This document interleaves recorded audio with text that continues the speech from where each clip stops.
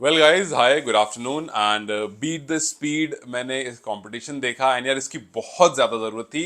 And मुझे बहुत अच्छा लगा कि चलो फाइनली इंडिया की तरफ से एक अच्छा सपोर्ट यहाँ पर गया है। और मैं आपको बताऊंगा कि यार ये एमआरएफ फाउंडेशन जो ये कितना बड़ा फाउंडेशन है और इससे कैसे कैसे प्लेयर्स निकले हैं। मैं आपको दो नाम अभी बता देता हूँ, फिर उनके बारे में बात करूंगा।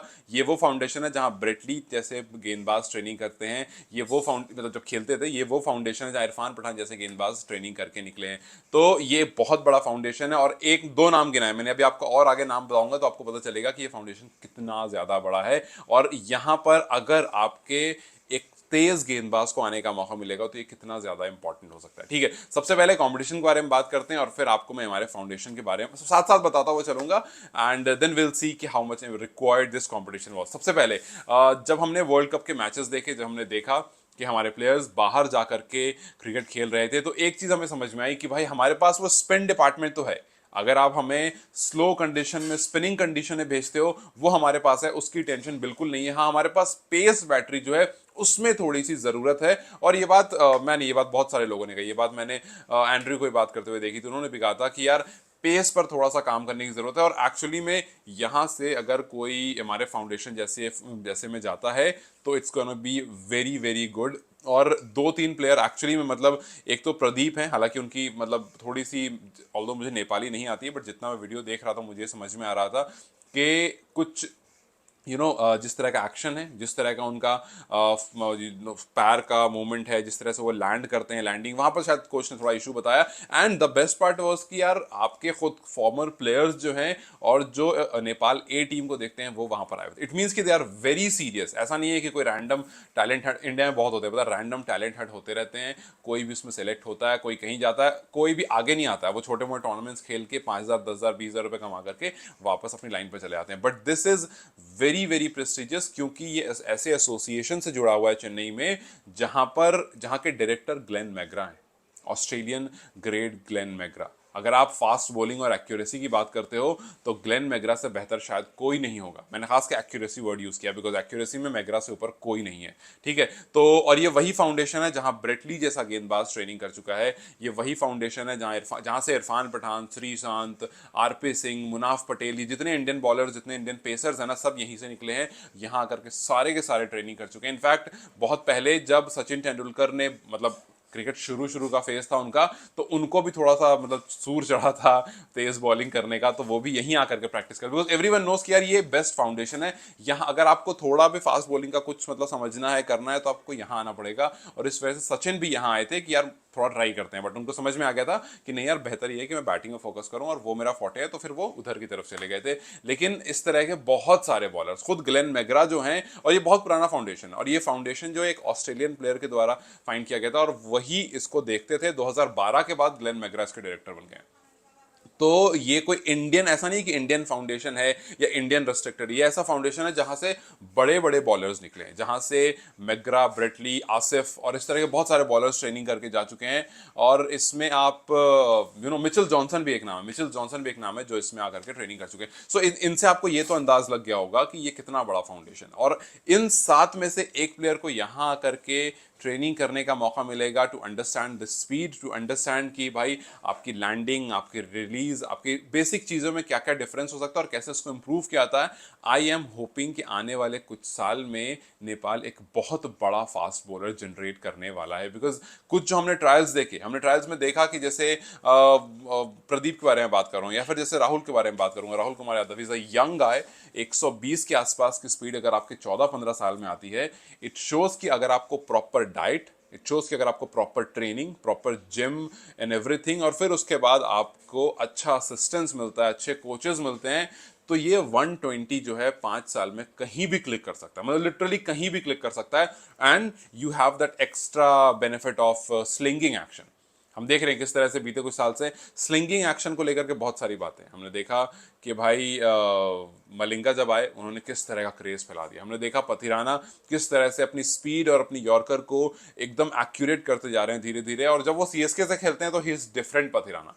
मतलब यस, आप यहां से समझ लो कि इंपॉर्टेंस कितना होता है एक अच्छे असिस्टेंस का। जब वो एम एस धोनी के अंडर में खेलते हैं ही looks like some different Pathirana, आपने सीएसके में उनको बॉलिंग करते हुए देखा होगा, लेकिन वही जब श्रीलंका जाकर के बॉलिंग करते हैं ही इज दैट, बट वो क्लिक नहीं आ पाता है। सो काफी बार जो आपको अच्छा असिस्टेंस मिलता है वहां से भी बहुत ज्यादा हेल्प मिलती है। So this guy who is very young, 14-15 साल का, और बहुत ज्यादा कोचिंग, बहुत ज्यादा हेल्प नहीं है पीछे से, उसके बाद ही इज डूइंग दिस।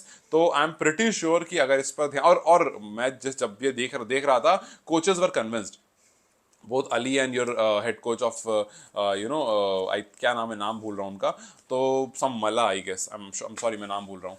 तो मैंने देखा दोनों बहुत ज्यादा कन्विंस थे, खास करके अली वाज वेरी कन्विंस कि यार हिज बॉलिंग गुड। वो कुछ नेपाली में बात कर रहे थे, वो जो मुझे समझ नहीं आया, but they looked very convince कि हाँ यार अच्छी बॉलिंग कर रहा है। और आप सोचो कि एक 14-15 साल का लड़का आपको कन्विंस कर रहा है, तो आप वो जीते या ना जीते, बिकॉज बीट द स्पीड है इसका नाम, तो आई एम श्योर कि स्पीड को लेकर के आप जाओगे, जिसने सबसे तेज बॉल फेंकी, बिकॉज फास्टेस्ट फास्टेस्ट काफी बार बात हो रही थी, but I am very sure कि ये जीते या ना जीते he will definitely come out of this, और कोई बड़ा आदमी इसको ट्रेन करेगा, बिकॉज इसके अंदर वो क्लिक है जो नेपाल को यहां से बिल्कुल बूम कर सकती है। जिस तरह से जो संदीप वाली बात है ना, संदीप लमेशा ने आए, उन्होंने क्रिकेट चेंज कर दी, अपने स्पिन बॉलिंग से दुनिया में अपना नाम कर दिया, नेपाल का नाम कर दिया, इस बंदे के अंदर वो टैलेंट है। अगर इसको थोड़ा सा अच्छी असिस्टेंस मिल गई, थोड़ी अच्छी गाइडिंग, और क्योंकि आपको एक अच्छा फास्ट बॉलर बने में बहुत सारे पैसे लगते हैं, आपकी डाइट, आपकी कोचिंग, मतलब बहुत सारे पैसे लगते हैं यार, एक्चुअली बहुत पैसे लगते हैं, बिकॉज बहुत कुछ मेंटेन करना होता है। तो इन सब चीज़ों को करने के लिए आपको एक अच्छा कोच चाहिए। सो आई रियली होप कि अगर यहाँ से इसको कुछ ना मिले तो एक अच्छा कोच उसको जरूर मिल जाए, एक अच्छा कोच असाइन हो जाए। और इनमें से जो प्रदीप के बारे में बात कर रहा हूँ, वो आकर के इंडिया बॉलिंग भी कर चुके हैं नेट्स में, विराट कोहली के, if I am not mistaken. तो मैंने उस वीडियो में देखा, तो उनका तो एक पिक्चर भी थी। तो ये चीज दिखाता है कि ये जो बॉलर्स जो सिलेक्ट हुए हैं 7, ये एक्चुअली में टॉप 7 बॉलर्स हैं। अभी तो खैर इनकी स्पीड को लेकर के बहुत ज्यादा एग्जैजरेशन नहीं करूंगा मैं, बिकॉज ऑब्वियसली अभी और आने बाकी हैं थोड़ा बहुत, एक आध दो आई थिंक एपिसोड आने हैं, और आई थिंक फाइनल ट्रायल्स आने बाकी हैं। लेकिन स्टिल दो बॉलर्स हैं जिनसे मैं काफी कन्विंस रहा, एक तो राहुल और एक Pradeep, because Pradeep obviously because is the left arm pacer, और लेफ्ट आर्म पेसर को एक एज मिलता है, मानो या ना मानो। अगर एक राइट आर्म पेसर 140 सेम सब कुछ डाल रहा है, सेम स्विंग सब कुछ, और एक लेफ्ट आर्म पेसर डाल रहा है, तो लेफ्ट आर्म पेसर को थोड़ा सा एज मिल जाता है, क्योंकि ऑब्वियसली उनके नंबर्स कम होते हैं। तो और लेफ्ट आर्म पेसर थोड़ा सा ज्यादा डोमिनेटिंग होता है क्रिकेट में। आप देख लो जहीर खान, आप देख लो एक टाइम पे इरफान पठान थे, फिर आप देख लो जॉनसन थे, किसी को आप शाहिन शाह अफरीदी देख लो। तो लेफ्ट आर्म पेसर का एक डोमिनेशन हमेशा से रहा है, और इस वजह से मैं बार बार प्रदीप की बात कर रहा हूँ, बिकॉज लेफ्ट आर्म पेसर का थोड़ा सा रहता है। लेकिन अब यहां से जिस तरह से ये टैलेंट हंट हुआ है, आई एम वेरी श्योर कि आने वाले कुछ टाइम में ये बहुत बूम करेगा, और जो भी यहां से फाइनलिस्ट होकर के जाता है चेन्नई, उसको जितना भी time, I don't exactly know अभी की टाइम कितना है, वो मैं देखूंगा, कहीं वेबसाइट पे पढ़ता हूं, बट जितना भी टाइम उसको चेन्नई में स्पेंड करने का मिलेगा, he is going to boom there.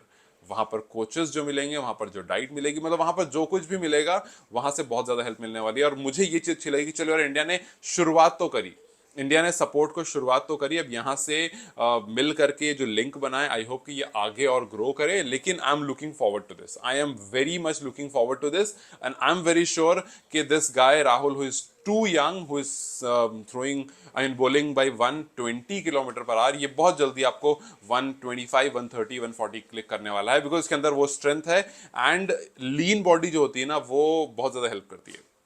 इसकी लीन बॉडी, कभी भी गलती से ही बॉडी मत जाना कि भाई पतला लड़का क्या करेगा, नहीं नहीं नहीं नहीं। लीन बॉडी जो होती है वो एक्चुअली फास्ट बॉलिंग को बहुत प्रेफर करती है, बहुत हेल्प करती है। इसलिए आप जितने फास्ट बॉलर्स देखोगे सब लीन ही देखोगे, ठीक है। वो इवेंचुअली करते करते करते करते उस पॉइंट पर आते हैं, लेकिन जितने फास्ट बॉलर देखोगे सब लीन देखोगे। शोएब अख्तर को छोड़ दो, उनका तो खैर he was of great level, खैर, बट स्टिल आप यहाँ से, I am very positive, I am looking forward to this, and ये टैलेंट की बहुत जरूरत थी, बिकॉज इस टाइम पर नेपाल को फास्ट बॉलर की बहुत ज्यादा जरूरत है। और अगर आने वाले 3-4 साल में, 5 साल में एक फास्ट बॉलर मिल जाता है कुछ इस तरह का, मतलब 3-4 साल में भी, तो मजा आ जाएगा। लेट्स जस्ट होप कि नेपाल यहाँ से एक अच्छा टैलेंट निकाले, और आकर के चेन्नई में वो जबरदस्त ट्रेनिंग करे, और फिर हम वहां से कुछ बेहतरीन देखें। So I am looking forward to this. आपका क्या राय है? आपको इन 7 बॉलर्स में से किसको देख करके सबसे ज्यादा मजा है, और किसको देख करके लगता है कि they can go ahead? Let me know in the comment section. Till then you guys take care, bye bye.